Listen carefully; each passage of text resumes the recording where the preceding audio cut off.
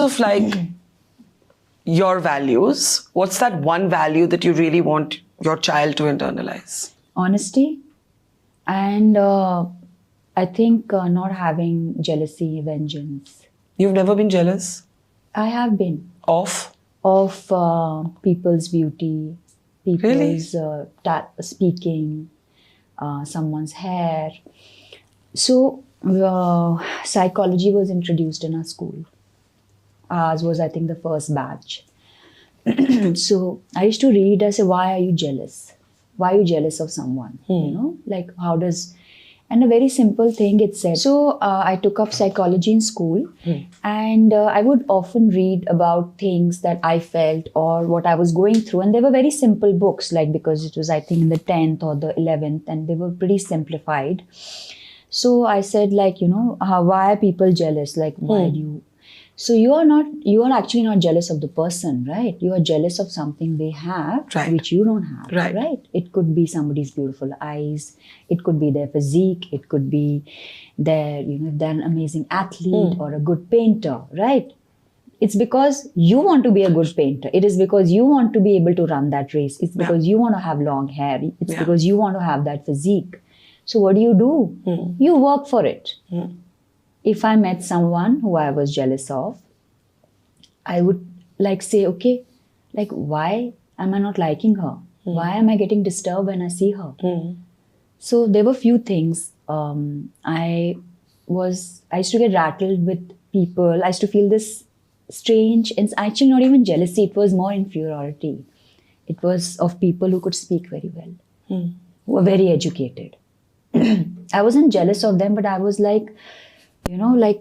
You wished you could do what they... But inside, that emotion was coming out as jealousy. But actual emotion was that I want to be intelligent. I want to be able to speak well. I want to have beautiful hair. I want to be winning in the race. So I took it and I just worked harder. And if I failed at something, then I had no right to be jealous of that person. Because if they are doing it so beautifully and I can't do it, this means that they are great. They deserve to be where they are. So that understanding came very, very young to me. Of course, I've had, of course, we all have, you know, moments of insecurity.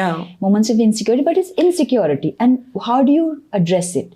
It's very easy. If you admire someone, just say it. Initially, people used to say, oh, she's so fake. She's saying that I say, but you know what? It's a quality. If it's a blessing, if you're able to speak, or if you have great skin, or if you have beautiful eyes, or if you're talent. You have to acknowledge it. And when you acknowledge it in the other person, you are hoping that I get some of it. And that's the law of universe. And also it makes you lighter to just say... that, oh my God, I could never be like so intelligent, or I could never be so articulate as you are.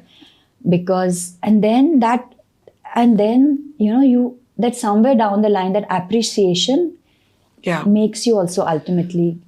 Talking about psychology, I was, I think, reading another interview of yours where you spoke about your experience with your therapist. And you go to your therapist and you say, I want a normal life. And that doesn't work out very well because you realize that normal is boring. Too boring. So we had a little bit time during the COVID. lockdown.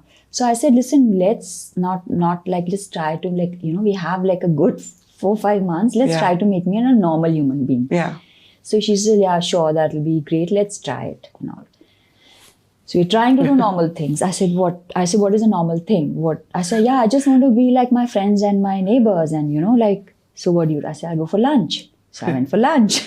So you became a ladies who lunch? Ladies who... I used to go for lunch. Even now I do when I want to. No, everybody goes for lunch when they have but time. The fact is that I But you meant a certain eat. type. Or you don't eat. So I don't eat that food. So I said, you know what? I'm not... I said, okay, I'm going to go for lunch, but I'll carry my own food. So I went for lunch. And you'd carry your own khana? I always carry my own khana regardless of where Which is raw food mostly. Which is raw in the day. And cooked. So raw till 6 p.m., which according to Ayurveda till sunset, raw is very good. Okay. And anyway, so then the other thing was that, you know, whatever. Like, what was the other thing? Normal. Go for lunch. Normal. Don't like take 100, don't do 100 things. Don't pre-plan and just live in the moment. I said, what moment? I was like, So you didn't want that very slow life?